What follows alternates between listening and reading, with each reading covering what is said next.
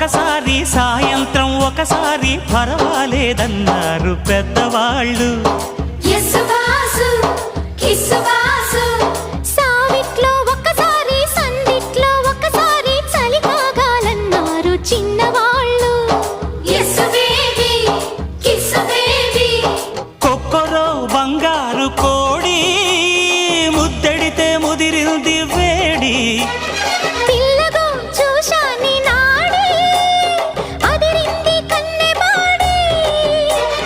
గుట్టుగా దోపిడి చెయ్యనా గుమ్మడి తాళలేను తీపి రాపిడి.